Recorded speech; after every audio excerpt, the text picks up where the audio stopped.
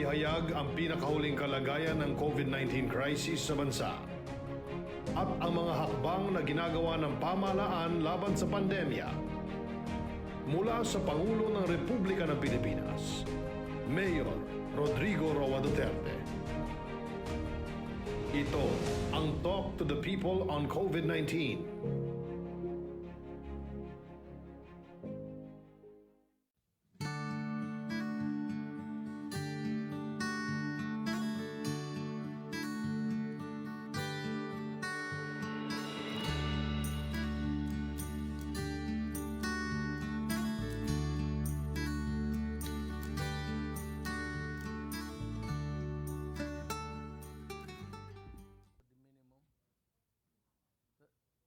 Hanggang pinakababa nila. Sir, sit down. Hanggang, just sit down, kindly. Okay, this meeting is called to order. Now, may I just give you a few words before I forget that we are nearing Christmas Day, and I hope that everything, hindi naman sabihin na walang problema. But if we could just minimize the problem for the Filipino, yan nga yung nasabi mo. So, magandang gabi sa inyong lahat. Christmas time is about few days from now. Sundin lang natin yung culture. But, remember the word but there are rules to be followed at this time of our national life. It is not every day, but it's nobody's fault actually that there is a virus, a microbe that invented itself.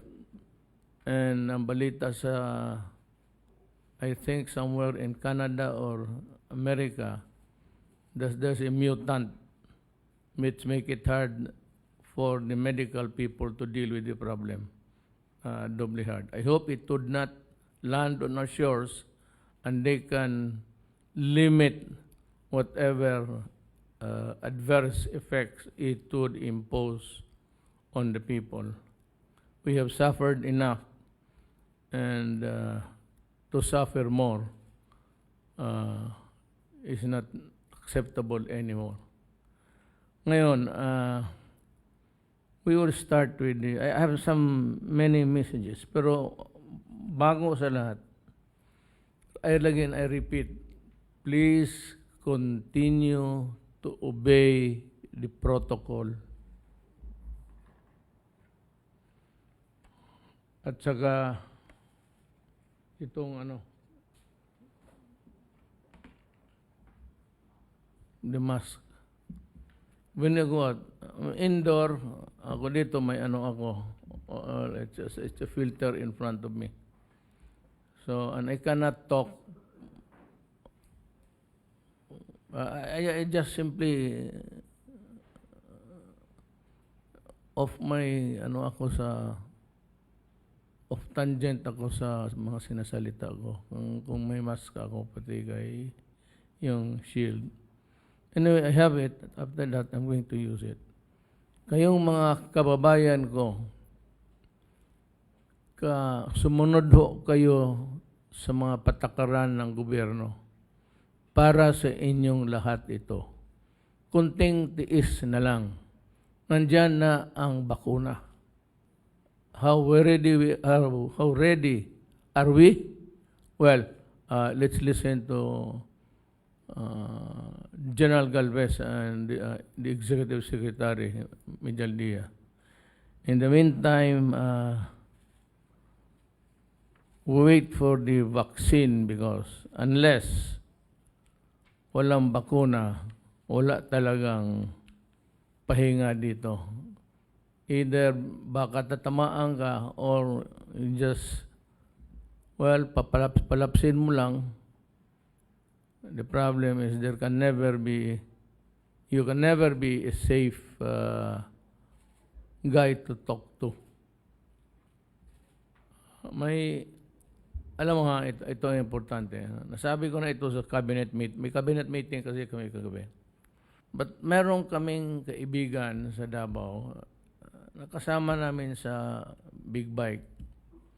And this guy is so professional. They have every group that would want to tour the Philippines by big bike. Sumasama talaga ito siya. Mine, I toured the Philippines almost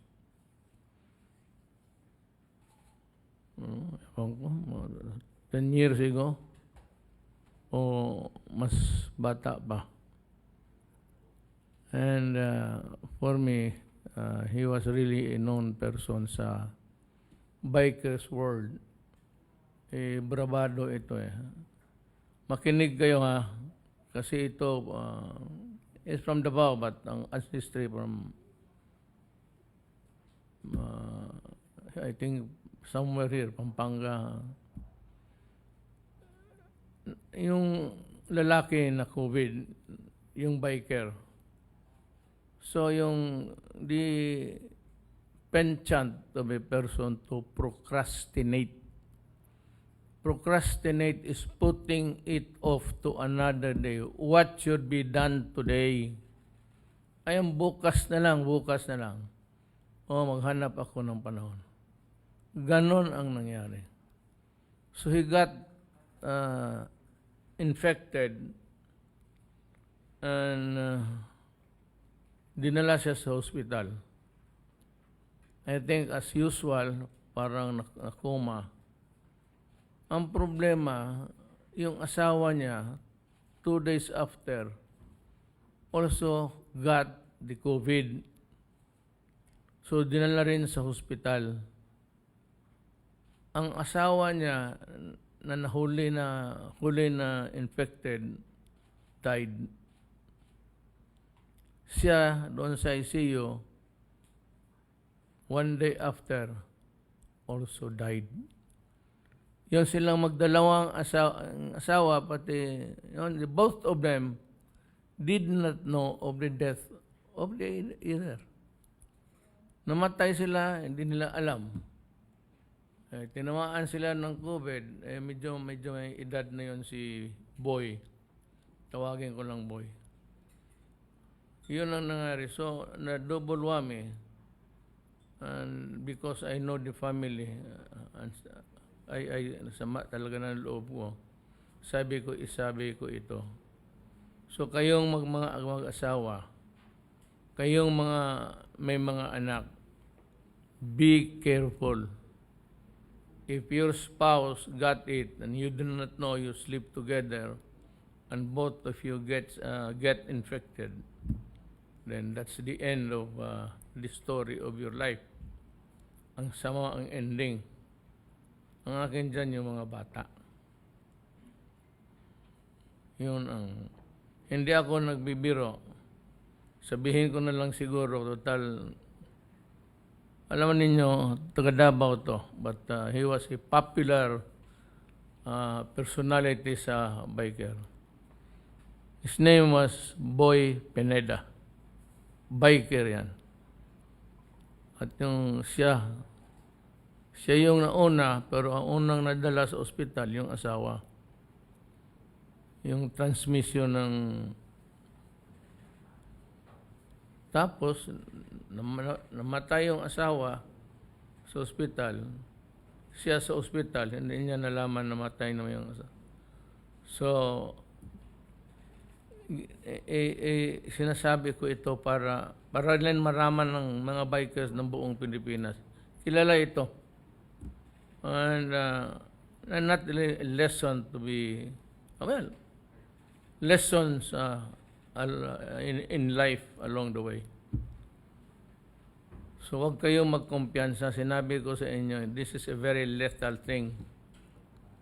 Ako nga wala akong masiguro. I can never say that I am safe here. Or I can be safe ever until nabakunahan tayong lahat. And one thing that's really which is bullshit to me. Yung iba kasing virus, once you get it, you acquire an immune. So, hindi na babalik yan. Kaya smallpox, German pox, yung mga ganon, na tayo tinutukan, ako I remember grade 2. Hindi na tayo, pero ito, there is no guarantee that your immune system will still recognize there's something wrong in this, huwag kayong magkumpiyansa. So, follow rules. Secretary Doke will talk about it more. So, I give to you the floor, Secretary Doke. Bilang paghahanda sa atin pong inaasahan surge at base sa pag-aaral na ginawa ng FASTER at ating kasalukuyang utilization rates, kinakailangan tumaas ng atin na COVID-19 dedicated beds at mechanical ventilators sa pamumuno ng atin na treatment czar, si Yusek Vega, One Hospital Command Center at Health Facilities ang Infrastructure Development Team. Hihingin natin ang commitment ng mga ospital, lalo na ang mga pribadong ospital, na maglaan po ng sapat na bilang ng kama at mechanical ventilators para po mapaghandaan po natin ng sapat ang posibleng surge in the COVID case load. Gayun din, nananawagan kami sa lokal na pamahalaan na siguraduhin tayo ay magkaroon ng sapat na isolation beds sa ating po mga TTMFs bilang paghahanda sa pagtaas ng mga kaso at close contacts na kinakailangan i-isolate at i-quarantine. Patuloy rin ang ating pakikipag-ugnayan sa mga laboratorio upang masigurado na patuloy ang kanilang operasyon kahit na sa darating na Kapaskuhan. We have already advised them, Mr. President, na kahit na Pasko, tuloy ang processing, ang testing, ang swabbing ng ating pong mga kababayan. In fact, Mr. President, as of December 12, ang ating pong test na ay umabot na sa 6.2 million specimens, or equivalent to about almost 6 million individuals. At ang ating pong positivity rate ay asa 8.7% cumulative mula sa umpisa, but ang ating pong 7-day moving average testing positivity rate ay asa 5% na po. And this is the benchmark that the WHO has prescribed. At kakasunod na po tayo doon, Mr. President. So sa bandang huli po, Mr. President, these are the reminders and recommendations. Base sa amin iniulat ng national and regional updates, we remind our people of the following. Number 1, ang pagtaas ng mga kaso, ang hudyat ng ating inaasahang surge at kinakailangan nito ng agaran aksyon upang maiwasan o mabawasan man lang ang epekto ng surge. Number 2, kailangan ng mahigpit na pagsunod sa ating minimum public health standards, kagaya po ng ating paulit-ulit na ipinapaalala, yung physical distancing no less than 1 meter, paggamit ng face shield, face mask, at pag-iwas sa mga matatao and enclosed areas. Yung pong mga kulob na mga lugar, kulang po sa hangin. Kung naka-aircon lang, hindi po tama yun. Kailangan nakabukas ang pintuan, sir, para tuloy ang fresh air at maganda po ang air exchange. At pangatlo po, iwasan ang mga gawain at lugar kung saan karaniwan ang pagtalsik ng laway. Tulad ng mga kantahan, no? Pagsasalo-salo, pagkain ng magkakaharap o yung buffet, no? At hindi paggamit ng face mask, face shield at protective barriers. Ano po, at yung pati pagtorotot ay binagbabawal na rin natin. We discourage, hindi ko pa hula pagbabawal, pero we discourage the use of these trumpets because parang kinakanyon mo yung mga COVID virus. No? At huli na lang po, kinakailangan natin palakasin ang ating public health and healthcare capacity sa lalong madaling panahon. Ginagawa naman po natin na ito at we continue to scale up our capacities both in the public health interventions or measures and also specifically in our hospital care capacity. So, ito lang po ang ibig ko pong iulat sa inyo, Ginoong Pangulo, at ako po nakikiusap, ihahanda lang po namin itong memo for you, Mr. President, na ano po yung mensahe na pwede niyo pong sabihin sa ating pong mga kababayan, dahil kapag kayo po ang nagsasabi, ay talagang nasunod po ang malaking porsyento ng ating pong populasyon. Katulad ng measles, nung kayo po nagsabi na magpabakuna sila sa measles, ay tumaas po ang ating coverage. Sa polio, ganun din po. So malaking bagay po kung kayo ang nagbibigay ng tagubilin, Mr. President. Maraming salamat po. Let me just add. Ano sinasabi ni Secretary Duque? Ako. Nakaturo ako. Alam mo, ganito yan. Ang batas ginagawa ng Congress ay implement. Sa implementasyon, gagawa ako ng base doon sa batas na the executive department may come up with measures to protect public safety, public health, public order, law and order, public minister and functions, education, gano'n. Ngayon, bakit nang huli kami? Ito ba'y krimen? Hindi po. It's not a crime if you fail in the protocols. But if you are in public, you get to be, itabi ka, and you are brought to the police station or to the nearest swabbing outfit there. At kung positive ka, pipilitin ka na. So, what is this? Ano ba ito? Parang komunista? No. It is the police power of the state to protect public health, public safety, public interest. Kasi yung tama mo dyan, hindi lang sa iyo. You are the kontrabida. Hindi yung mga tao na nakasalubong mo sa labas. You are the potential carrier of the disease. Yung mga tao, wala yan. Ngayon, mahawa yan kung mayroon ka, itapon mo sa kanya. Yun ang filosofiya niyan. Pero pag ikaw, kung gusto mo maghigop ng hangin, dyan sa ilalim ng tulay, bahala ka. Then if you die, bahala ka rin. Dito ang sinasabi namin, pinipilit kayo, hindi itong pangkomunista. Talagang pinapayagan ito ng saligang batas. The Constitution itself provides that the President in implementing the law, ang batas, para iiral nila yung batas. They come up with rules and regulations. So, yung task force, yun yung aking governing body dyan. Sila na sa bakuna and everything. And all the cabinet members contribute to the pandemic fight. Sa airport, kay Artugadi, sa lahat ng mga kabinete, nagko-contribute yan sila. Secretary Roque is, his role is vital, very crucial. Kasi siya ang nagbibigay ng mga payo o anong ang dapat sundin ng mga tao para tayo ay kunting mapayapa at hindi mawalop lahat. Remember that this is first and second and third wave.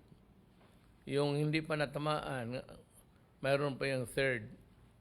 Pabilisan ito sa bakuna. Pagkatapos ni Charlie, ni John Galvez, I will talk about it.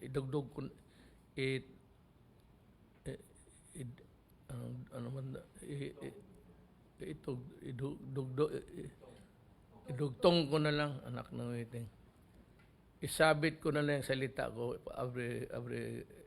every speaker. Kasi may idagdag ako. Yun, let's go to Artugadi. Bago ako magsalita, ito nagkakaroon ng, saan ba yung ano ko? Yung kanya naman, yung sa RFID system na nagkabuhol-buhol in the first place. Ako ganito yan eh. Hindi ako nakialam muna. Because the traffic rules and regulations and the enforcement and the system itself sa isang syudad, sa mayor yan. Hindi sa amin. Sa mayor talaga yan. Kung saan kayo magdaan, kung saan dito. Kasi siya ang nakaalam sa problema ng kanyang syudad. So you do not come barging in and overruling them because they have that inherent right, yung business permit. Kasi ginagawa ng lahat ng mga mayors yan. If you do not comply, then your non-compliance would result in the adverse it has an adverse effect on the lives of people. The mayor has also a concurrent capacity also, just like me, to enforce the law. He uses yung power niya sa business. But that does not, it was not enough actually. More than just yung sa suspension, nakatulong yun. But meron niya mga batas na pagkatapos ni Art, magsalita ako. Art, ikaw na muna. Isa hong instruksyon na sinabi ko, pwede ba pag-ambulansya, sabi ko ho, Senator Bongo, pwede ba pag-ambulansya, saka yung mga trabahong kapulisan, huwag kayong mag-require dyan. Kung anong lane ang pwedeng gamitin na, gagamitin nila. Why? Because life and safety is at issue. Huwag nyo silang kontrolin. Hayaan ng free flow ng ambulansya, saka yung mga kapulisan. Ito ho yung mabigat na sinabi ko. Study the removal of the barriers. Pag pumunta ho kayo sa tol, meron babaksak-baksak na ganyan.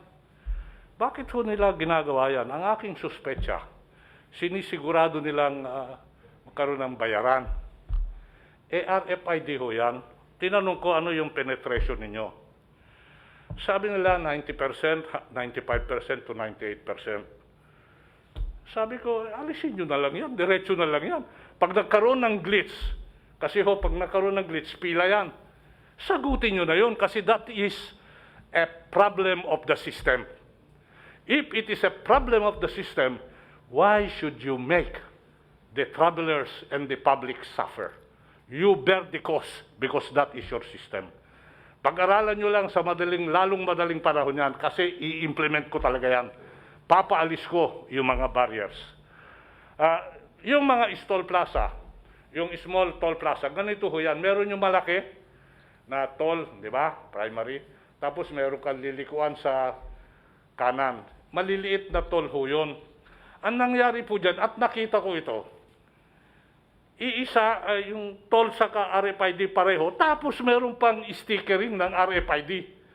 Kaya nakaka-traffic sa lugar na tinatawag kagaya ng Karuhatan at Valenzuela. Huwag kayong mag-sticker dyan at paghiwalayin nyo yung cash at yung RFID para we can achieve a desirable flow of the traffic. Instruction ko ho yan. And ito ho, yung increase of wattage. Alam niyo ho, pag parating ka, minsan malayo pa, nababasa ka na kaagad eh. Minsan, kailangan idikit mo para mabasa ka eh. That is a work of wattage. Sabihin ko lang, Mr. President, if I may, Mr. Iya, sir, before the pandemic, ang RFID user was 1.4 million. Nung pinalabas ko ho yung DO na yan, as of 2 days ago, ang RFID user is 3.7 million. Ang ibig sabihin, madami na hong kumikiling at tumutungo sa RFID. And this is the culture which we are trying to create. Because once we create this culture or this psyche, then we can implement readily po ang tinatawag natin ng interoperability. And so, ito ho yung mga pangyayari. Alam ko ho na nakakabulahaw dahil sa mga nangyari. Nahihiya po ako sa Valenzuela, sa mga local government, sa mga nagmamaneho.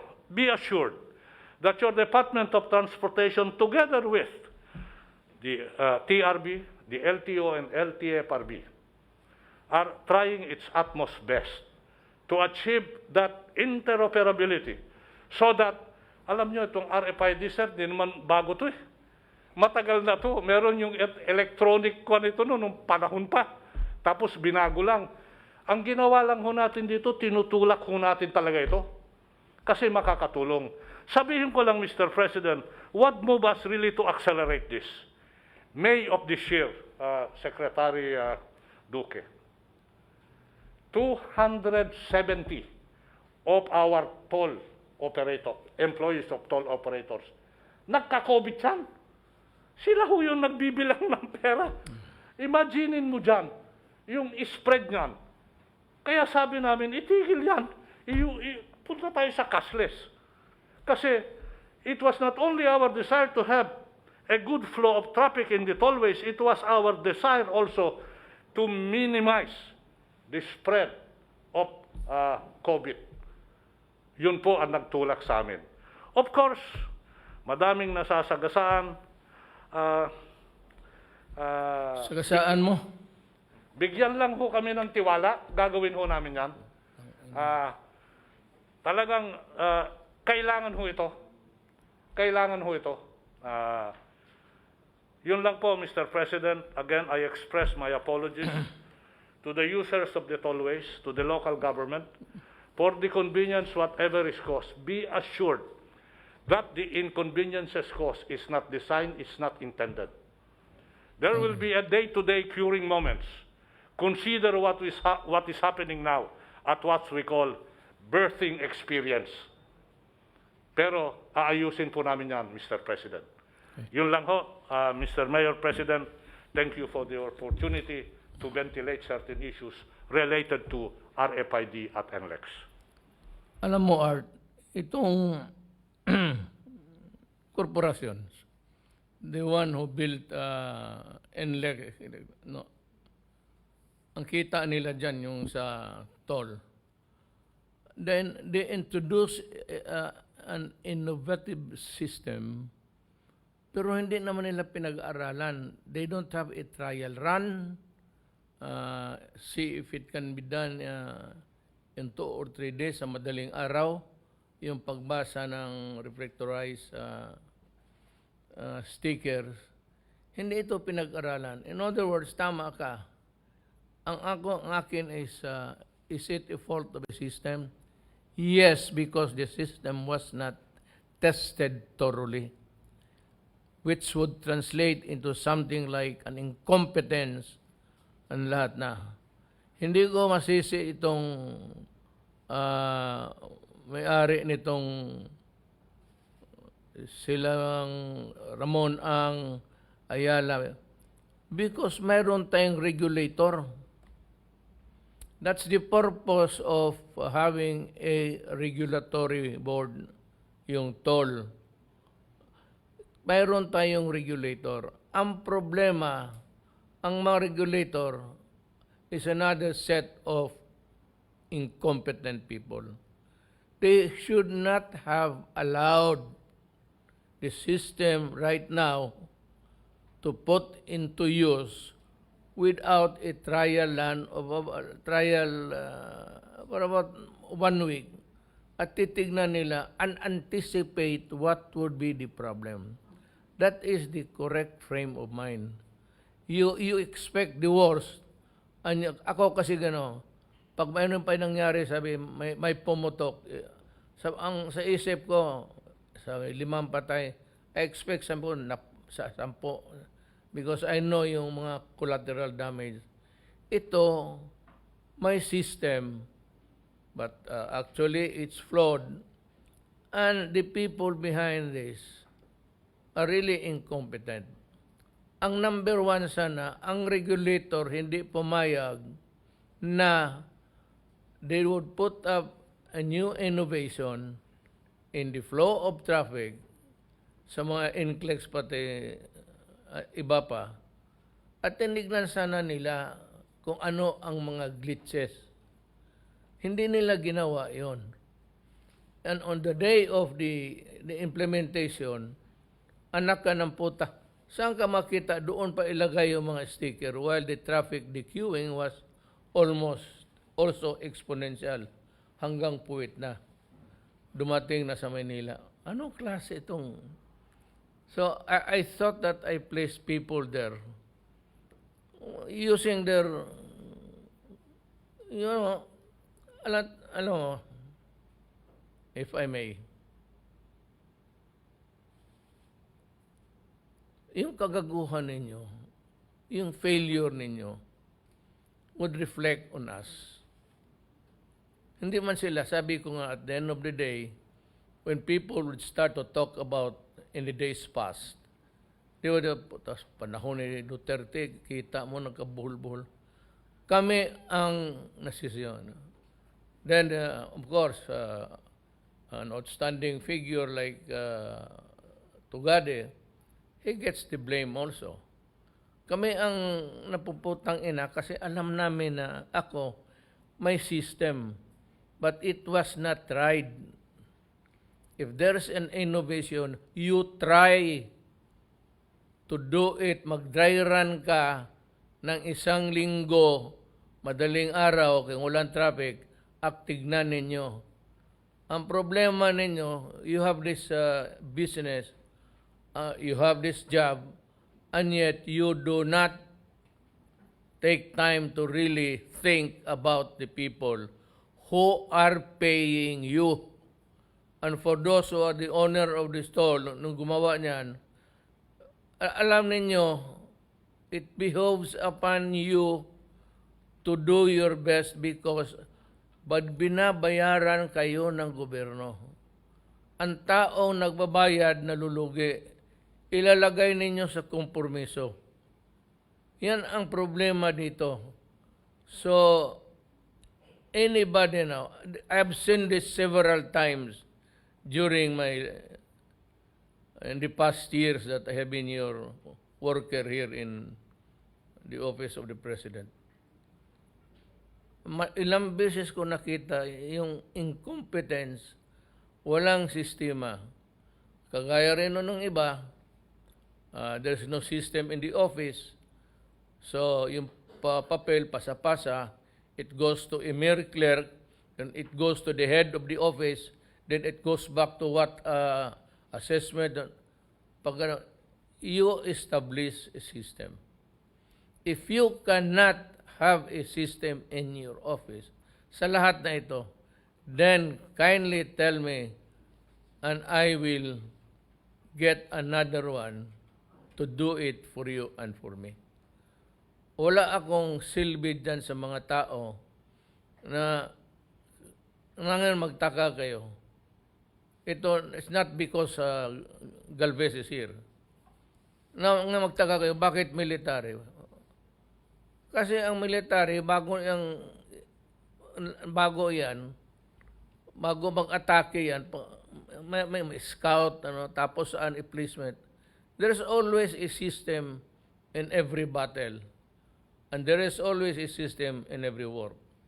But the problem is, I said, although what innovations or changes or reconfiguring, you do not practice. Pagdating nung panahon doon, saan nakikita ko sa TV, gusto kong pumunta doon. But in difference to Gatchalian, kasi ang problem ng traffic sa Inlex, but sa siyudad mismo, the whole of the city, the control of the traffic is always left to the local government.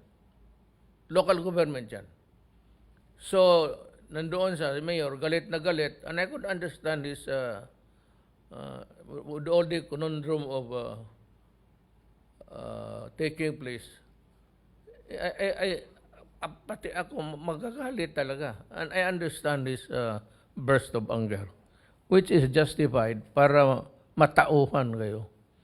Now, next time, itong Toll Regulatory Board, next time, kasi ang participation natin dito, kayong iba sa may-ari ng toll, yung Skyway yan kung ano, ang participation natin is, kaya yan, I don't think you really know what is a regulator is. That's a problem.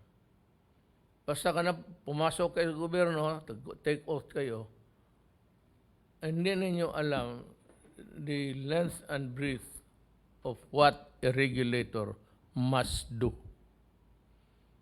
If I see another glitch is there, mayroon pala kayong dito, may memorandum pala kayo, Art. Saan yung mga tao? Can I fire them? Palitan ko na lang lahat. Yung may experience na, yung dumaan na administrasyon, I don't care if it's during the time of Aquino and Arroyo. Hindi ko matanggap yung incompetence niyo. Kasi kami ang nasisisi. And not only that, you work hardships on the people. May iba diyang masakit, yung iba dyan gustong, whatever. May personal necessities. Meron ba yung washroom yan sila dyan? Washroom. Toilet, comfort room. Diyan sa mga NLEX.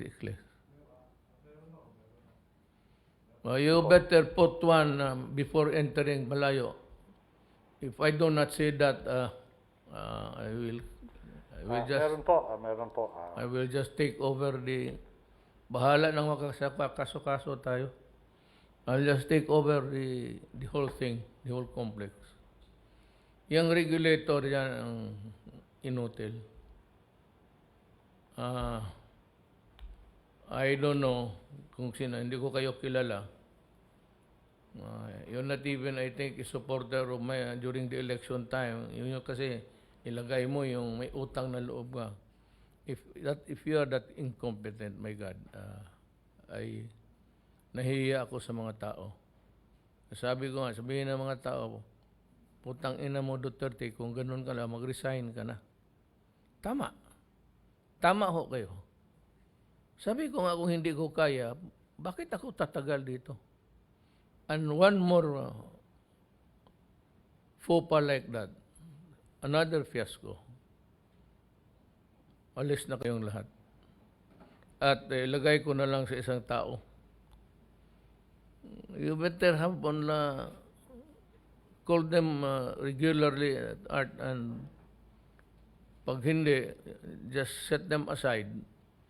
Maglagay ka lang ng tao dyan, ng expert na magplano. Isang tao lang naman kailangan dyan eh. Magkuha ka ng military. Di ba maayos yan? Isang salita lang. Sabi mo lang, ayusin mo yan. Alam na nila anong gawin nila. That's the reason why. It's not because I am overly dependent on the military.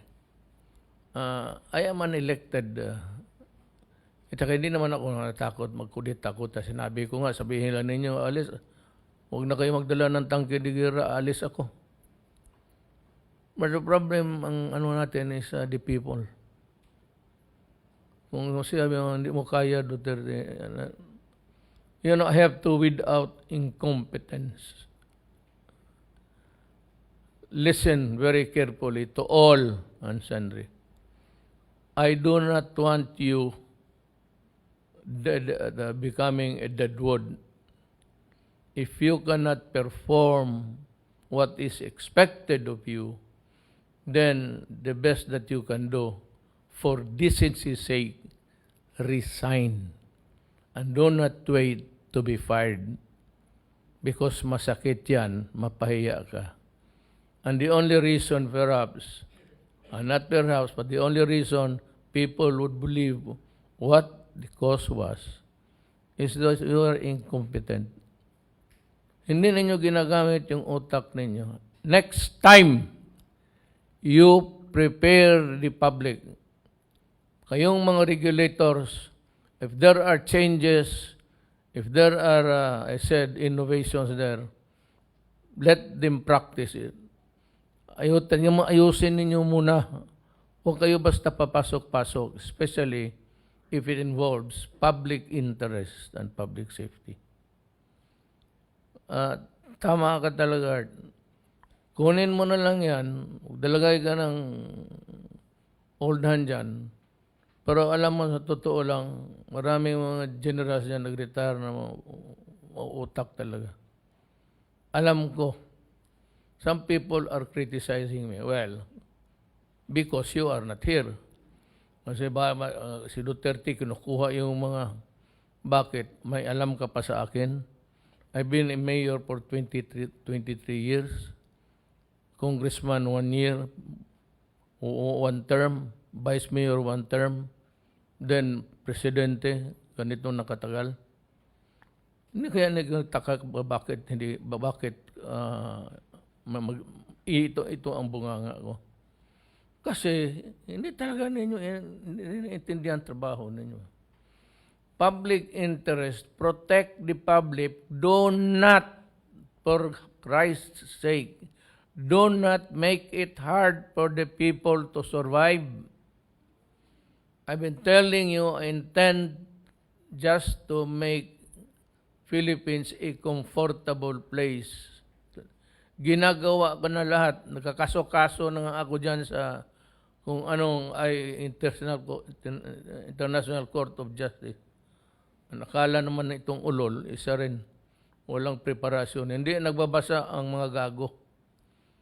Tsaka may statement pa nung isang sabi ko nga itong tao na ito, si Trillanes, may statement siya.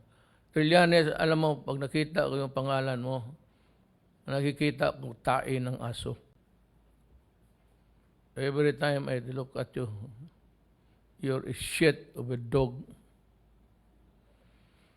Mas marunong ka pa. Bakit mo ako takutin ka magpreso? If it is my destiny that magpreso ako, di magpreso ako.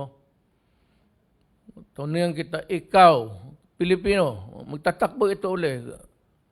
Kamo mga Bisaya, mga Pilipino, mga Tagalog. Anong ginawa nitong putang ina nito? Sige, sabihin mo. Baski na mali. Anong ginawa nitong animal na ito? Hindi nag-revolt, pasigaw siguro. Tapos mag-surrender lang. Ganun ka kaduwag, putang ina ka, tapos magyabang ka. Kung kami, ginawa kami, sige. Makulong, di makulong. Ikaw, nagkulong, nanalo ka dahil yung backlash sa administration. Tapos sabihin mo, kala mo sino ka magsalita. As if you are also, hindi ka naman summa cum laude. Ewan ko kung cum laude ka o pareha ko lang sa akin 75. Pero alam mo, sa totoo lang, Trillanes, kung bright ka sa akin, kung mas marunong ka, ikaw na sana ang nadagdadaldal dito, hindi ako. Yan ang totoo.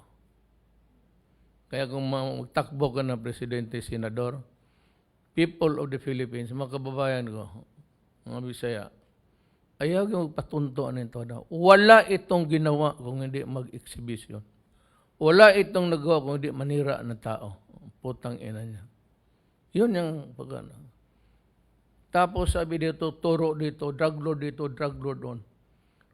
Pati yung mga anak ko, pati yung anak ko na maliit, dalagita. Anong nangyari? Wala. Ni isa. May napakulong ka ba, Trillanes? Sino? Sinong napakulong mo? Oh. Nandyan pa rin sila. Ako, wala akong pinakulong. Pero wala na sila. Ikaw daldal, nandyan pa sila. Ako nagdadaldal, tapos, wala na sila. Ayaw ko kung saan pumunta ang mga putang ina nyo. Let's go to, we will know.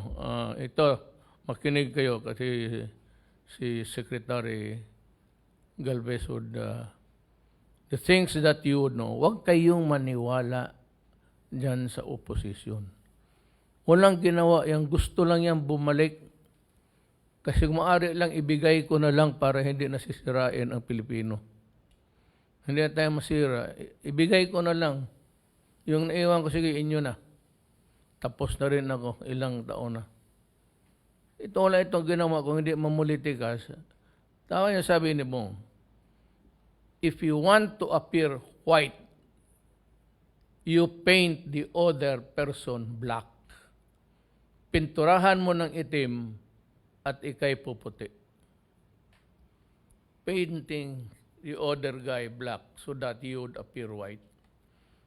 Yan ang ginagawa nila.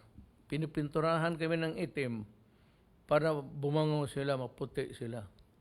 O tignan mo ano ginawa ng ito nagipagkunsabo, pati itong mga komunista sa nakapasok sa gobyerno. Do you think that we will stop there? I said, you are a member of a grand conspiracy of communism. Lahat kayo. The act of one is the act of all. Ikaw, Sarate, bantay ka. Medyo sabi nyo, paalis na ako. Well, really? Secretary Galvez, can you, it's your turn. Are you ready? Yes, sir. Mr. President, my fellow cabinet members, Secretary Duterte. Sir, magre-report po ako ngayon, sir, sa update ng ating COVID-19 roadmap. Next slide, please. Sir, ano po, kung makikita po natin, meron po tayong 7 stages yung sa ating roadmap. Sa ngayon po, nando po tayo ngayon sa number 2, yung access and acquisitions, at nagkakaroon na po tayo ng negotiation. So, nasa ano po tayo? Nasa stage 3 na po tayo, tinatawag na procurement and financing. Sir, pakikita ko lang po sa inyo, ito po yung tinatawag na global outset ng ating mga vaccine. Ang alam po natin, ang BioNTech lang po at saka yung Pfizer ang mayroong emergency authorization. Pero based dun sa report ng ating global vaccine expert, ang Sinovac po ay nagkaroon na po yan, tinatawag nating limited use noong July pa. At ganoon din po yung Sinopharm. Yung Sinopharm po, dalawang klase po yan, sa Wuhan Institute at saka sa Beijing Institute. And then, alam natin ang Pfizer, isa sa pinaka-leading dahil kasi maraming stringent regulatory na po na na-approban siya sa UK, sa US, sa Singapore at saka sa Canada. Which is based dun sa sa assessment po namin, mas mapapadali po yung kanyang approval po sa atin sa FDA. Isang question lang, Secretary Galvez, which is in the mind of all listening now, pati ako, when would be the tingin mo yung first vaccination to take place? Sir, nakikita po natin, sir, ngayon kasi 80% po ang nakuha po ng mga malalaking bansa. 80% na po ng Ngayon po, nakita po namin, sir, mga pinaka-earliest po ay March po, nine-negotiate po namin sa Ambassador of China. This has to be explained to the people. Kasi nakikita nila, nag-release ang Congress, Bayanihan 1, 2, Buhilas 1, maraming pera na nagamit yung iba, may naiwan ng konti.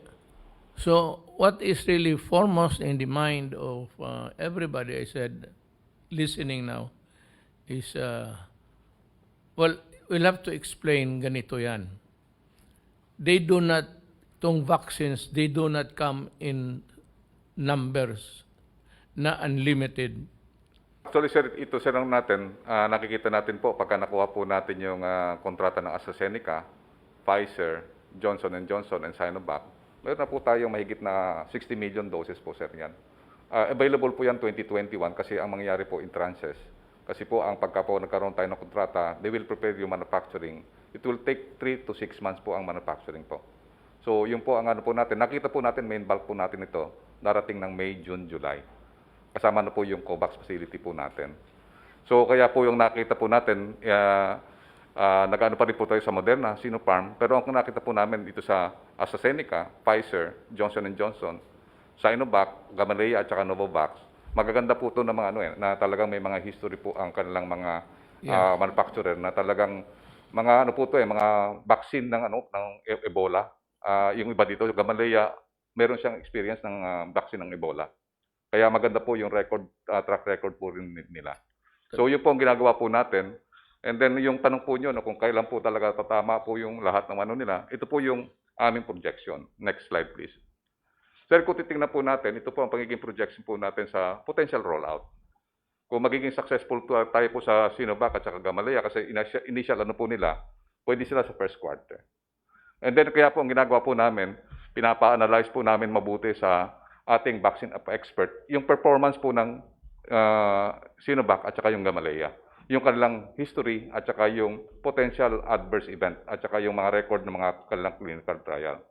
Kaya po sumulat din po ako sa DOST na tingnan lahat po itong mga ano po nito at saka magano rin po tayo sa EDSTAC, yung sa Health and Technical Advisory Group, na tingnan po yung mga record ng mga kumpanya po na to. So makikita po natin sa sa first quarter, parang ito po tinatawag nating mini rollout.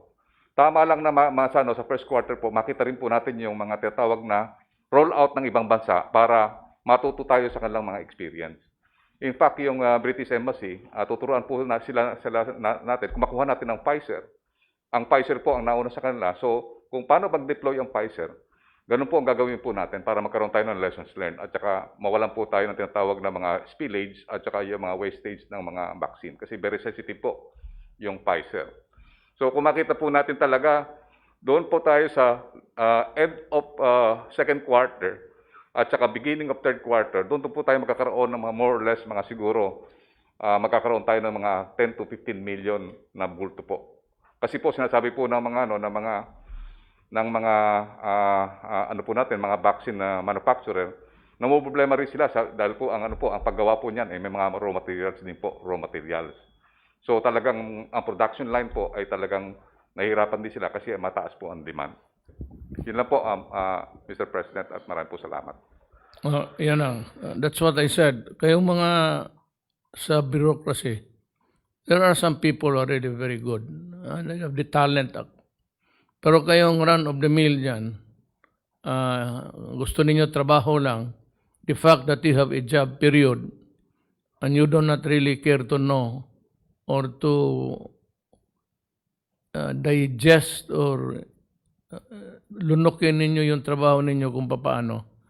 It's only, I said, the military sa experience ko who can do that without meaning really to kay sila lang. Hindi naman lahat. Pero yung the frame of mind that I want, kasi matagal ako sa gobyerno, is the frame of mind of a military man, because COVID is the enemy and it has to be attacked in so many in so many points, issues. So yan ang sinasabi ko. Itong simple na traffic lang, doon pa kayo maglagay ng sticker. Kunin mo yan, Art. You members of the regulatory board sa toll, you report to Gadi tomorrow and discuss what you can do. Or else I suggest those to Gadi to get a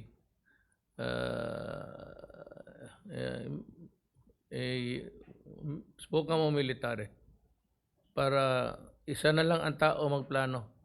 Never mind about that regulatory board. Kung talagang sure dead wood, then wala talaga.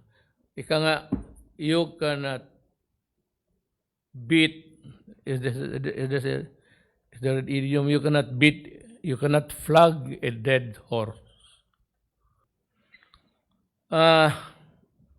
Bingbong na will tell you kung bakit sure na sure ako. Mr. President, magandang gabi po. Gusto ko lang pong i-reiterate ang what Secretary Dominguez declared several days ago, that he has the money to support to continue the free test for the marginalized sector while the vaccine is not yet around. He has also the money to buy, although hindi naman marami, hindi naman karamihan, pwede na siyang bumili doon sa request na hiningi ni Secretary Galvez. And we know that this will be properly spent because we are following a system which was earlier shown here by Secretary Valdez. Gusto ko lang po umapila, mahal na Pangulo, sa mga bumabatikos sa pag-aaral natin sa pagbibili ng vaccine. Maghintay naman po sana sila.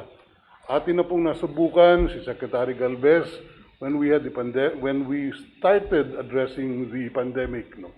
We started from nothing. Hindi natin alam anong kinakalaban natin, but it turned out na we had good results, no? After meeting our problems. So, ngayon, nangingibabaw ho tayo, isa sa pinakamagandang ating sistema sa paglaban sa pandemic. Sana din, at alam ko na tayo ay magwawagi sa pag-umpisa ng ating vaccine rollout. Yun lang ho, hinihingi natin sa mga bumabatikos. Maghintay-hintay lang po at sa madaling panahon, makikita nyo rin ang resulta. Kagaya nung nakita natin na resulta nung nilalabanan natin ang pandemic. With a limited tools on hand. Maraming salamat po, Mr. President. Thank you, Bingbong. Alam mo, ulitin ko, it would be a damper to really talk about it. Na yung Pasko natin, kung maaari, huwag na lang tayo magparty-party kasi alam mo na, yung mga kapitbahay mo nag-observe ng tapos magtawag ng pulis, mahuli pa kayo, magpahiya. Make it a sacrifice because ito naman, ilang Pasko tayo. This is the only Pasko na sinabi ko sa inyo na magtulungan tayo so that everybody will be safe, healthy, and alive. Yan lang siguro, pero meron akong bago ako makalimutan, Merry Christmas and Happy New Year sa inyong lahat. Continuing with our purge, itong iniimbestiga. They may get suspended, maybe exonerated, but ito yung napakalawak talaga ng sindikato sa NAYA. Grabe. Kaya yung immigration, almost all, ito babasahin ko. They are now suspended but they are connected sa pastillas. This may result in their dismissal, suspension, or exoneration if warranted. Jeremiah Franco, Hafiza Marohamsar, Jose Miguel Kalumpang III, John Michael Angeles, Francis Mika Flores, Maria Luz Trono, Jedrick Christian Centeno, John Warren Wanya, Hasmin Dima Idres, Kevin Peter Vega, Abdu Rahman Umpar, Marian Tayabas, Jerry Palier, Crisa Marie Ann Bustillos, Mark Ervin Kapatayan, Dave Dadivas, Sarudin Usudan, Jedson Sularin, Kathleen Karandang, William Velasco, Kisler Garcia, Jermaine Garcia, Muhammad Sahari Lumundot, Julius Ivan Diaz, April Joy Alimnia, Clinton Rodriguez, Eduardo Gabiola, Constantine Achanar, Maria Margarita Manila, Jose Noriega, Jose Rafael Nunez ka, Christopher Limbo, John Derek Go, Ian Joseph Mati, Raymond Yambao, Francis Gerald Sanchez, Muhammad Jilani Edres, Leonard, and no, alam mo sana, hindi naman ako nagpapamarunong. Itong Leonard kasi it's pronounced actually properly Leonard, not Leonard. Leonard and Ford, Danica Beatriz Banyes, Ira Inque, Juan Ray Manlapas, Peter John Magnaye, Sander Mark Salmon. Alam mo, I have a feeling that this will, itong lahat ito madisgrasya. So, if you are you have the first class eligibility, lalo na yung may mga seso, maraming mga bakante, almost all, siguro it become a ghost office sa karami na wala na. Kasi yung mga nasa airport noon sa Pastillas to. Bureau of Immigration Personnel preventively suspended by the Office of the Ombudsman effective December 10, 2020 in relation to the Pastillas scheme. Sabi ng batas na hindi ko dapat sabihin yung mga kaso. But I would like to take the higher ground. Anonymity does not help at all. Kagaya ng sa Davao ako, ayaw ko yung hinahampas ko yung mag-cover-cover sa mukha. If you are a criminal, wag kang magtago dyan sa mga tela, balutin mo mukha mo. At my higher duty is really to inform the public. The public must know. Kaya ganyan sabi na yung secrecy na hindi sabihin I don't believe in that. The public must know. We owe it to them to tell them the truth. Kaya mga drug pusher, kailangan sabihin ko pangalan, ang mukha nila ipakita. Kaya yung mga to the law enforcement agencies and the uniformed personnel, huwag ninyo pabalot-balot yung mukha. Kung maggawa kayo ng shabu, nakahubad pa nga siguro kayo, bakit pagdating ng panahon magkabukuhan, especially if you are caught committing the act. So, that I think is the higher requirement of a public official, especially the president, who is the overall in charge of law and order. My take is that this should be exposed in public. Lalo na po, sir, para hindi na magulit. Bakit mo taguin? Tapos sila mag-testify sa korte. Pag mag-testify sa korte, babagsak yung kaso. Ilan lang makaalam. Pat kung makita yung mukha mo, papasyal-pasyal ka, yun na yun. Kagaya itong mga military, sinabi ko. Bago kayo lumabas ng bahay, pagising mo sa umaga, tignan mo yung larawan. Tapos tignan mo yung tao. May tao na inom doon ng coke, tapos naghahintay. Pag walang ginawa, magkape. Tapos paglabas mo sa bahay, makita mo pa yung putang inang Sparrow na yan. May baril man kayo lahat. Hindi man mali magsabi ka, Sparrow ka. Kasi pag Sparrow yan, bubunot yan. Ganoon rin sa droga. Maraming namatay na pulis. Kasi maglapit kayo na kaya ibalik ko itong batuta. Because ang police kasi, in making an arrest, has to go near. There cannot be a contactless thing sa arrest. You have to overpower the person that you are arresting. Talagang you have to take him to the fort of the law. Even magkasugat-sugat yan, mahampas mo ng batuta. Kasi lumaban, ayaw magpa-aresto. Pagdating ng korte, sabihin binugbog ng polis. Pero sabihin ko rin sa human rights, lumaban ang puta, ayaw magpa-aresto. So anong gusto mo? Talian niya, tapos guyurin niya.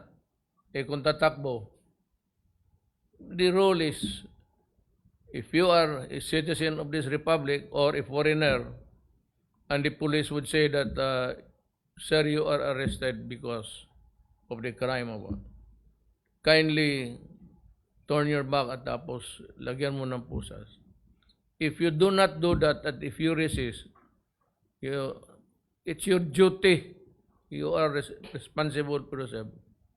Yan, hilain ka na, magkadumuga na, tapos yan, masugatan. Ang abogado, kasi abogado man ako, type ka agad. Ang printe ko, inaresto, binugbog.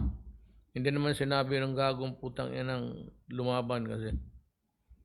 Yan ang wag kalimutan ng mga judges.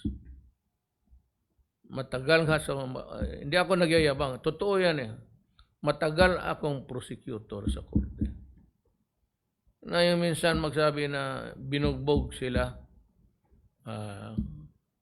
Tanong mo po, yung policeman ko, anong totoo? Sabihin mo sa akin.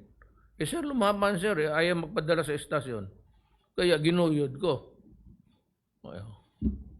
Which is correct. How are you supposed to repel or to enforce if you cannot overcome his resistance to arrest? You have to use force. Hindi naman yung paghampasin mo hanggang mamatay. Just to, kasi kung wala yung batuta, yung ratan, tama na yan. Wala yung batuta, ang pulis maglapit sa pag-aresto, ang kamay naka-trigger na.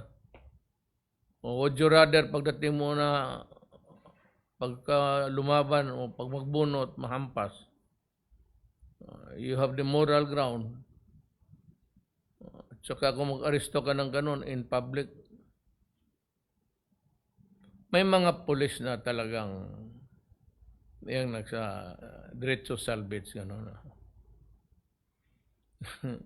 Wala akong inutos na gano'n. Remember, in all of my utterances, ang galit ko yan when I say, do not destroy my country, the Republic of the Philippines, who elected me as president. Do not destroy our sons and daughters, because I will kill you. Hindi ko sinabi, the MPD will kill you, the military will, I said, I will kill you. Ang problema, wala pa akong pinatay. Marami ako dito sa puso ko.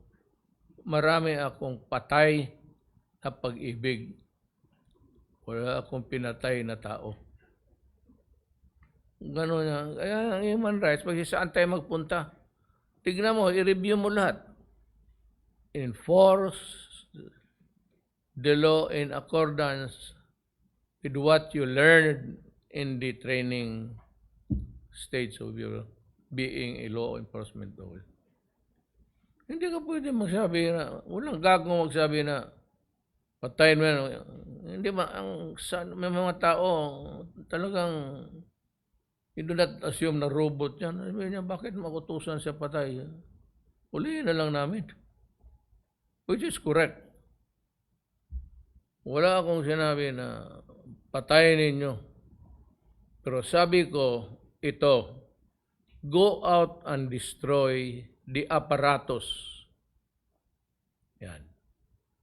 Pagka nagkabarilan dyan, in destroying the apparatus, goodbye ka. Kaya sabi ko, ako ay take full responsibility for my order.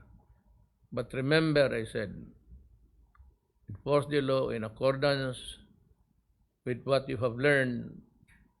Then self-defense, defense of ano yan, stranger kung kasama mo.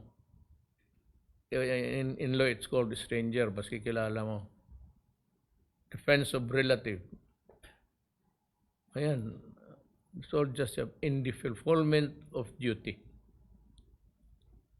Yan ang intindihin nila. Kung sabi mo na sinalvage, hindi trabaho ng pulis yan. Sa mga droga yung away-away nila, kautsuhan. Kasi bakit balot-balutin pa ng... May makita ako ng pulis na binabalot-balot yung gago ka pala, you're wasting your time. Eh kung kriminal yan, sige na. Tawagin mo na yung forensics.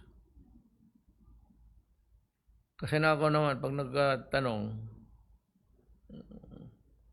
pag magsabi ako, sabihin mo sa akin ang totoo, sabihin mo sa akin ang totoo. Para matulungan kita. Either I'll give you a lawyer and I will help you financially. Kung in the performance of duty. Pag nakapatay ka, na-demanda ka, injuries or whatever, if it is in the performance of your duty, do not worry. The law itself will protect you. Kaya kung manumala dyan sa kailanin, may ano sa statement, natatakot daw ako. Hindi ako natatakot, oy ulol, kung hindi ka ba talaga galing aso. Ako, magpakamatay ako sa prinsipyo ko.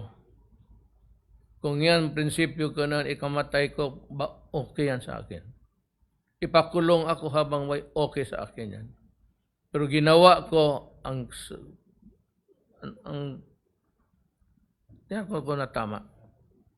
Kaya ikaw, paribol-tribol, pasigaw-sigaw dyan sa Makati, tapos sinira yung hotel, tapos nakulong, nag-surrender lang pala ang putang, duwag mo letse ka.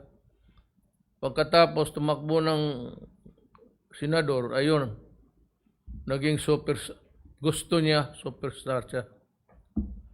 Sabi ko nga, never I see you or hear your name, I remember the shit of a dog.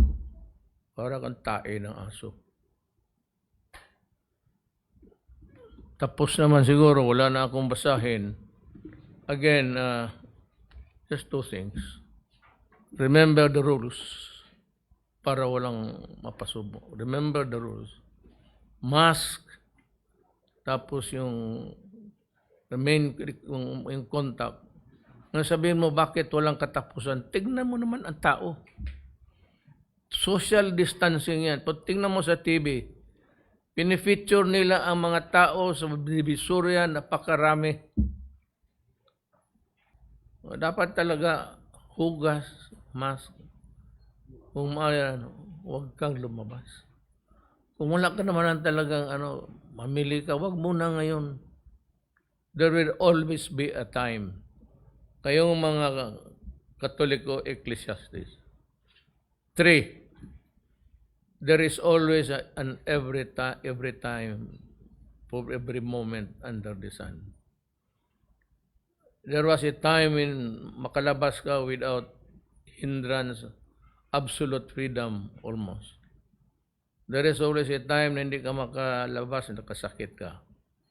There's a time na hindi ka talaga makalabas kasi ang gobyerno, ang trabaho nito is to protect everybody na huwag ka munang lumabas. Kasi baka ikaw yung mahawa, ihawa mo noon sa iba. Remember yung mag-asawa, sinabi ko, totoo yan. Boy Pineda is known everywhere in the Philippines sa motor. Kasi inikot ko itong Pilipinas, nagba-big bike lang ako noon. Hindi ko pinagyayabang yung big bike, matanda na ako. Pinagyayabang ko yung timing ko sa panahon. There is always a time. Now is the time to be Hindi naman sedentary. Yung kalma muna. Total marami pa naman Pasko. Kayong maghingi ng maninang kasi kaawa yung mga tapos maglabas yung ninang mo, pati ninong, mamili dyan sa kung saan-saan, idamay mo lang. Maghingi ka, hopefully, in God's own time, maybe next December. In the meantime, what should we do is to pray for our country and prepare for those who are sick. At saka kung magkain ako, when I say my prayer, God remember those who have the food but who cannot eat. Yun. Mga mayaman, meron silang gusto nila. But may panahon, there's always a time for an end. Meron naman na gustong kumain, makakain. Wala naman makakuha. So, time for happiness, time for enjoyment, birthday parties, wedding reception, and time to be just. Relax lang. Mahaba pang buhay. If not for you, then for your children. Okay? Salamat.